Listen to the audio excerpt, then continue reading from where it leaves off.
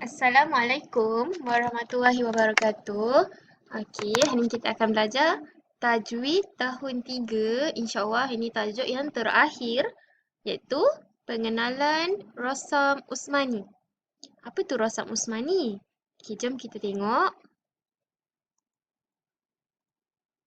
Apakah yang dimaksudkan Rasam Usmani?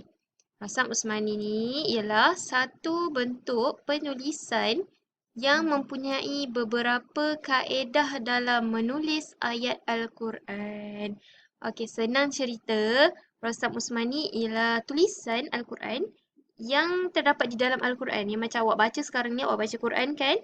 Awak jumpa tulisan kan? Tulisan ayat-ayat Al-Quran kan? Itulah dia dinamakan sebagai Rasam Usmani. Dia adalah bentuk penulisan di dalam Al-Quran. Okey.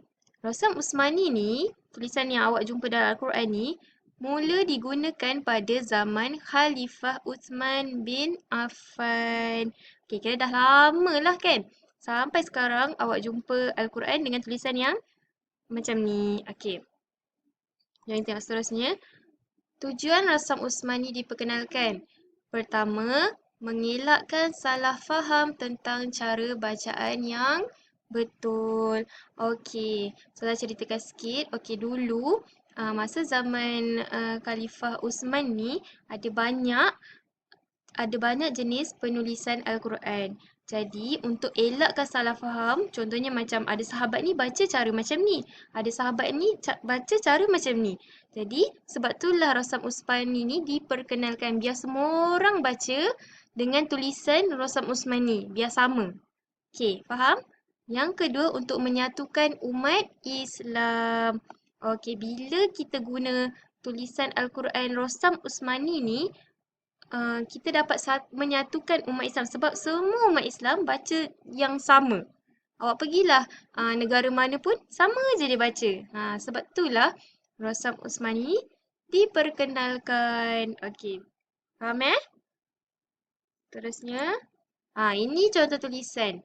Okey, yang ni namanya tulisan Rasam Usmani. Yang ni kalau awak nampak Bismillahirrahmanirrahim, Alhamdulillahirrabbilalamin ni, awak masih gunakan sehingga sekarang. Okey, tulisan dia jelas betul. Jelas je, awak pun dah pandai baca kan?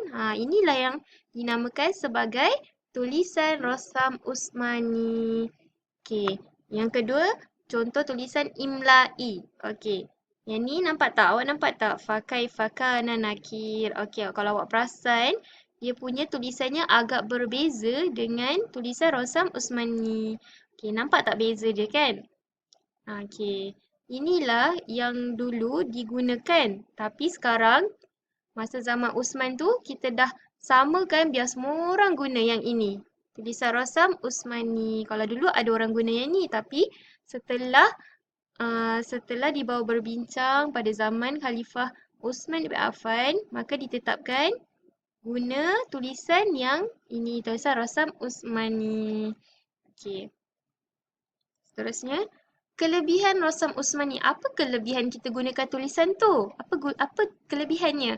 Yang pertama, tulisan asal Al-Quran Al-Karim yang ditulis oleh para sahabat di hadapan Rasulullah. Kiranya, asal Al-Quran ni ditulis oleh para sahabat di hadapan Rasulullah sendiri. Okey.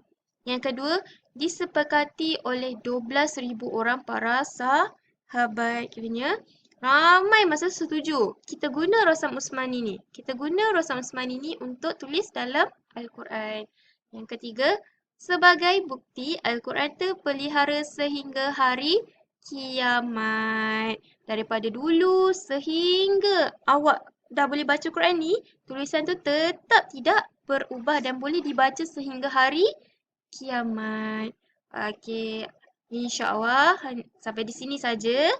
Okey, semua kita jumpa lagi. Assalamualaikum.